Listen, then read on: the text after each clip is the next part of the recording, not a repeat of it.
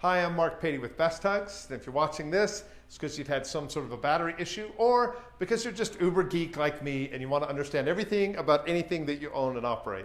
So if that's the case, bravo. Thanks for tuning in. Let's get your batteries to last as long as possible.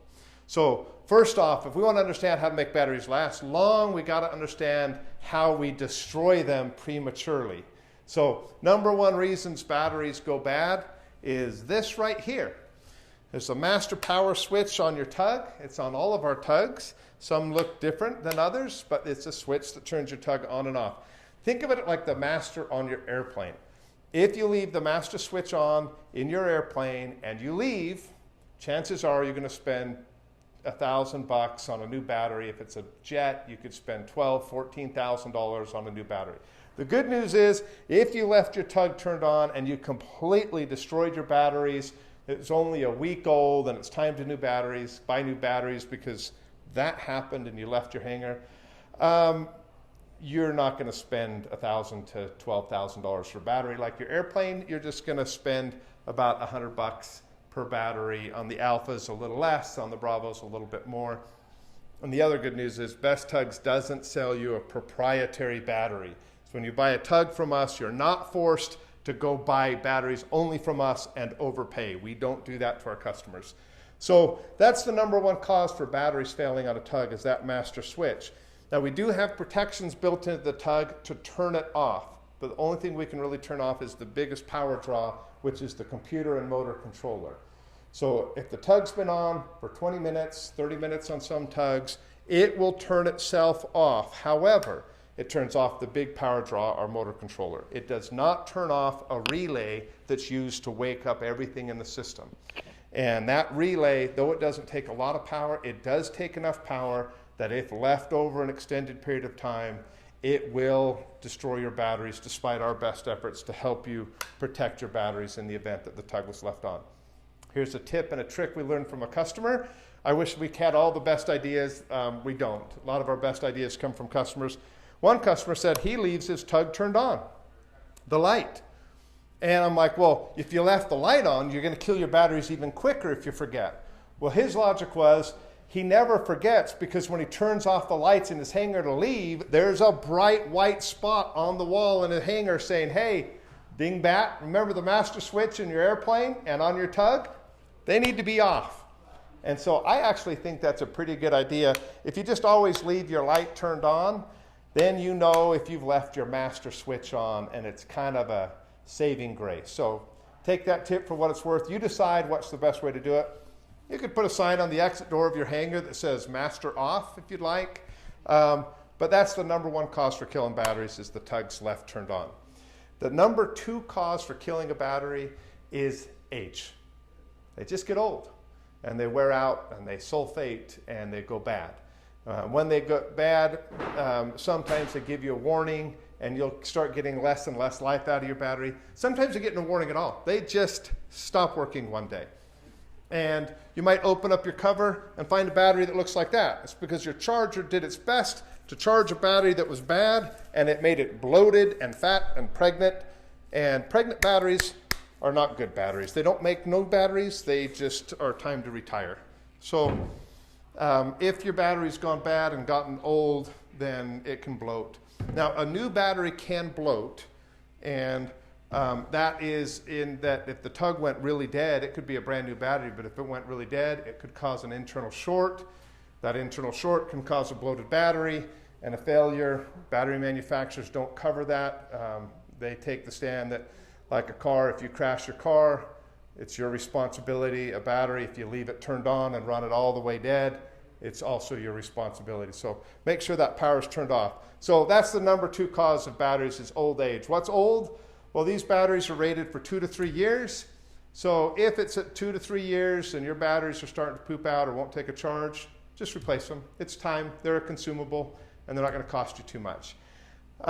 We do have customers that are going on 7 years now with the same set of batteries.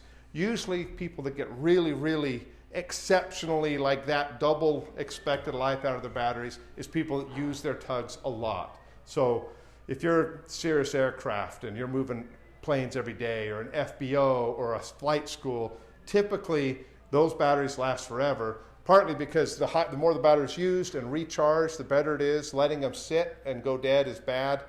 The other part is, even if someone left a master turned on and walked away at a flight school, the next morning somebody's flying. And so the tug probably didn't destroy itself overnight.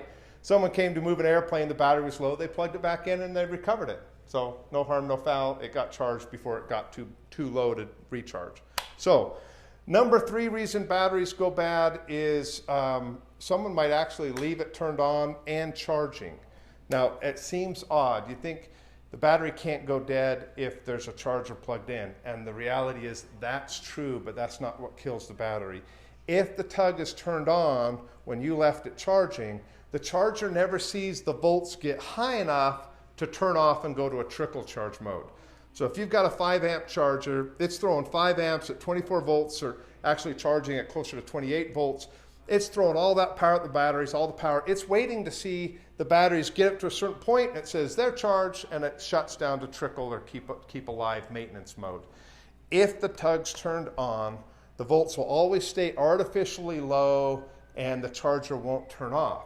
So you can destroy a battery because you left it plugged in and charging, but the power was on. So 2 of the best ways to kill a battery are the same thing. 1, you left it turned on and ran it dead. 2, you left it turned on, plugged into the wall charging, and you overcharged the batteries. Because the charger never saw high enough voltage, it kept charging until it cooked a battery, and now you're replacing batteries. So again, the importance of shutting the tug down. The 3rd reasons battery go dead is just setting not being used. So batteries range anywhere from 5% discharge per month, some batteries 20% per month, temperature changes, a lot of that, how quickly they discharge. These batteries here discharge at about 6% per month.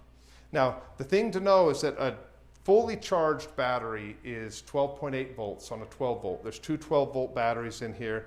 So 2 of them put together it's a 24 volt system.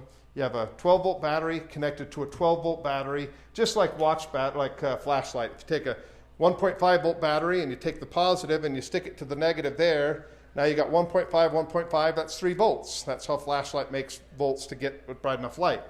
Here's your 2 12 volts, 12 volt, 12 volt. And the positive is connected to the negative, and if we measure between these two, we have 24 volts. So 12 volts is considered a dead battery on one battery. 24 volts is considered a dead battery on the 2 of them together. So about 26 volts, for a nice round number, is fully charged, or about 13 volts is fully charged individually. It's actually 12.8 and 25.6 if we want to have exact numbers. But fully dead battery, if you're just checking this one, fully dead is 11 volts, and together fully dead would be 22 volts. So the volts isn't that big of a swing between a full battery and a dead battery. If we have batteries that are starting to go dead, and we recommend charging your tug, this is one of the tips and tricks for getting your batteries to last a long time, is if you can charge your batteries once this display says 70%, or lower, it's a good time to plug it in charge. You don't have to get it exactly 70%. You might see it at 90 and decide to charge it and leave it. And it's okay to leave the tug plugged in and charging for months at a time as long as the master's turned off. And that'll take care of your batteries and keep them healthy. But the point I'm getting at is a battery sitting, not doing anything at all, will discharge all by itself. So taken out of this tug, if I take these 2 batteries and just set them on the shelf, and they're fully charged at 12.8 volts and 12.8 volts, or 26 or 25.8, 25.6 volts between the 2, and I just leave them, they'll discharge 6% per month. Once they get below 22% as a set or 11% as an individual, you run a high risk of the batteries going bad. So here's the problem. Let's say you used your tug, it was down at around 70%, which is fine. You left because you were going to go flying tomorrow and you're going to plug it in and charge it tomorrow, but then you didn't go flying tomorrow. Maybe you got busy. You didn't fly for a few weeks or a couple months. Well, now the batteries have discharged all by themselves 6% per month, and they drop down below that safe threshold and they start to sulfate and they start to go bad. and they will just go bad on their own, not even being inside the tug, just sitting on a shelf, and what we call self-discharge can make a battery go bad. So batteries don't like to be left alone, like your airplane. The best way to keep your batteries healthy, go fly more often. That's the best thing you could ever do. Fly a lot, fly regular, get the tug some good exercise, and you'll have good, happy, healthy batteries. I hope that helps. We're going to do another video. If your batteries have gone completely dead and your tug won't charge, watch the video we have on called My Tug Won't Charge. And we'll give you tips on how you can get your tug to possibly recover the batteries that weren't charging and put them back to work, bring them back from the grave. Battery resurrection, we could call that video, but we're gonna call that video My Tug Won't Charge. And we'll give you some tips on how to recover some batteries that are trying to give up, that you don't want to give up on them yet. Hope that helps.